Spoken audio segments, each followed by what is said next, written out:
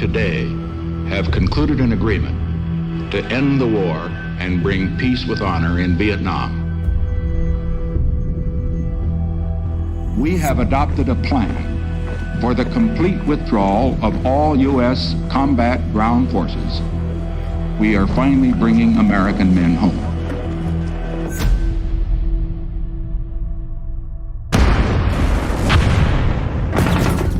The American troops were gone, and as a result, the house of cards began to collapse.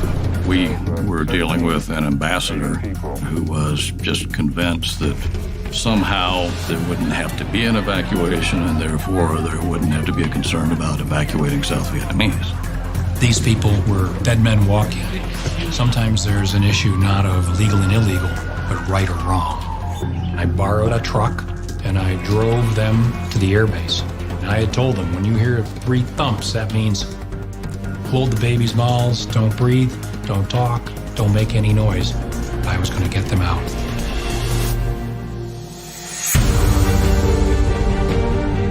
The final battle of Saigon has begun. That morning, there must have been at least 10,000 people ringing the embassy. There was a sea of people wanting to get out. They looked up at the helicopters leaving, and I could see their eyes, desperate eyes. There are no words to describe what a ship looks like. It holds 200 and it's got 2,000 on it. We have no more helicopters, that's it. As it took off, I could see the group right where we had left them. It was just so serious and deep a betrayal.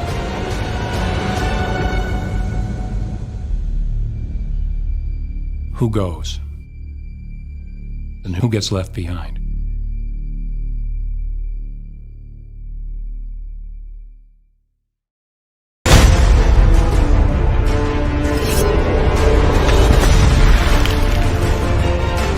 We are here at Guédelon. We are here in France, in northwest Burgundy, virtually in the centre of France, very close to the Loire Valley in wine-producing country, except there's no wine here.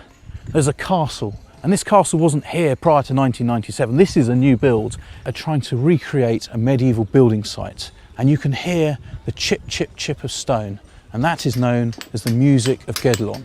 And the way that everyone interacts, what they're trying to recreate, interaction between the carpenters, the blacksmiths, the masons. It's called the symphony, the ballet of Guédelon, the movement, and it's quite a thing to witness. Right here, something has come to life, and it's more than just a stone building. It's an entire building site. I think it was a surprise to see it for the first time. I mean, it is on quite a scale, isn't it? And to think that people have done this determinedly, year in, year out, without any modern machinery is quite staggering. I don't think anybody can fail to be impressed by that. Now, castles serve an awful lot of different purposes, and one is just straight out intimidation. And that sort of in most castle senses worked. It's a deterrent. Well, I've always found the clothes that people wear in the past absolutely fascinating, because they're so personal, aren't they? You know, clothes, they're what you say about yourself to the world in general. This ensemble was inspired by, or at least brought to a height of fashion, by Eleanor of Aquitaine, who was Queen of France and then Queen of England.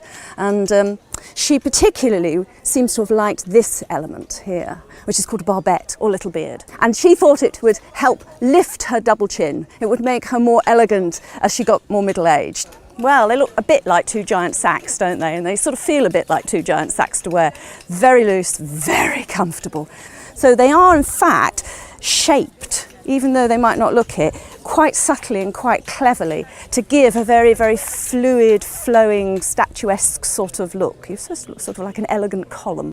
I think the first thing that hits you when you turn up here is you are actually on a building site. You know, this isn't playing around. This is the ultimate in experimental archaeology. I mean, you've got stoneworkers, woodworkers, clay diggers. You know, there's like an industry in each part of this area. And to actually stand on a castle tower like this and look out over a courtyard, you know, it blows the mind. It's like every boy's dream to come here and build a castle. I think what's so wonderful about a project like this is that they're learning as they go through each day, and we've come along and we're learning, and it's actually by doing these processes, by getting involved, thinking how do you get that stone, that massive stone from there to there. What's the process? You're actually rediscovering old techniques, rediscovering the past, and it's so much more vivid and alive than actually sitting down and reading about it at home. You need that combination of study, but then we're backing it up with this practical application that I think is just so hard to replicate. So we're so lucky to be here at Gidelon.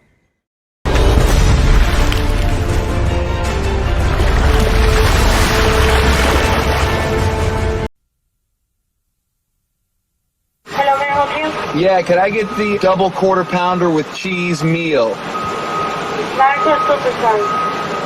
I think I'm gonna have to go supersize. It's hard for me to watch him go through this. It seems like you're starting to get addicted to it now. You saw these numbers, right? These numbers are outrageous. Unfortunately, you caused some major harm to your heart, your liver, your blood. You're gonna die. You'll die. I want more. You gotta stop. For you? I mean, what would happen if I ate nothing but McDonald's for 30 days straight? Would I suddenly be on the fast track to becoming an obese American? Would it be unreasonably dangerous? Let's find out. I'm ready.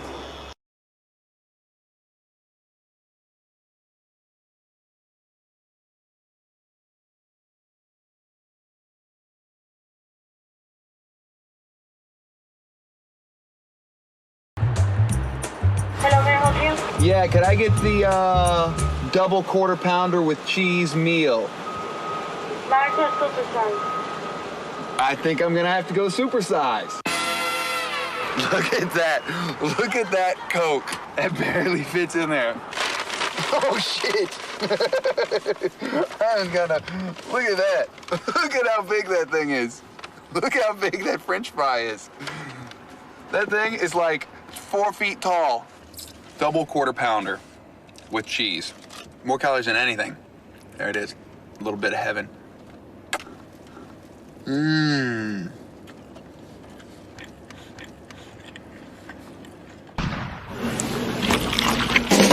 Supersize the American way. Getting fat, getting broke, either way you're gonna pay. Supersize me. Supersize it up. Supersize me. Make it bacon. Supersize me. Supersize me. Supersize me.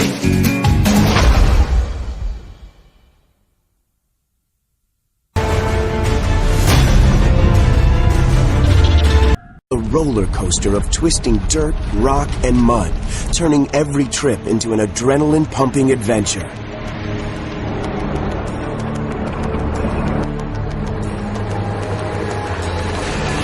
This road is considered the most dangerous in the world in terms of deaths per mile, claiming up to 200 lives per year. For all travelers, the Youngest Road is a path into the unknown, marked by danger at every blind curve.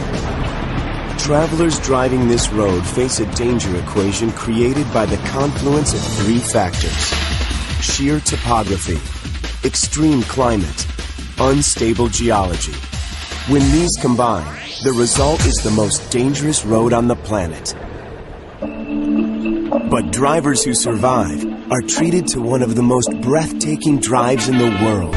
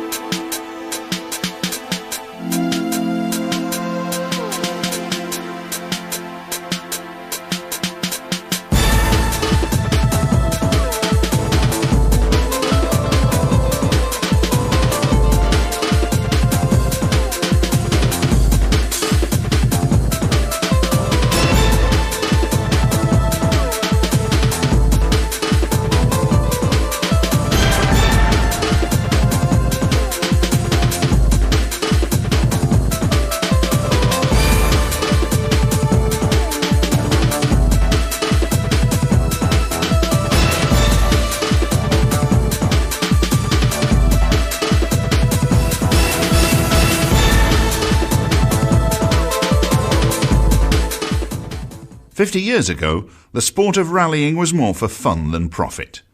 Drivers mostly owned their own cars and relished the idea of long-distance events across Europe. It was generally a relaxed and quite gentlemanly affair. But not anymore. Rallying today is an all-action, big-budget sport with professional drivers and factory teams from most manufacturers. But it was more than a dozen years ago, back in the early 80s, that the budgets and the action soared to heights unheard of before or since. This was the era of the Group B rally supercars. The Group B cars made such an impact that motorsports fans will never forget them. They came about in 1981, when the International Automobile Federation relaxed its previous production car rules and allowed cars built purely for rally competition. In essence, they were the Formula One cars of the mountain and forest roads. The Federation had opened the doors for manufacturers to race the fastest, noisiest, most spectacular cars ever seen on rally stages. 5 years later, the doors were slammed shut and Group B was banished to the history books. The reasons were plain and simple. Faster and faster cars, combined with wilder and crazier crowds, meant that in the confines of World Rally Championship competition, the Group B rocket ships were just too fast to race. Thankfully, there are people who are determined that these cars are not going to become just memories recorded on film or in the pages of books and magazines. Members of the British-based Group B Car Club are dedicated to keeping them in flat-out action. They are out, flat out, on any piece of dirt or tarmac which happens to be available on any given weekend. Thanks to the club, owners and enthusiasts for this greatest ever era of rallying can still enjoy these supercars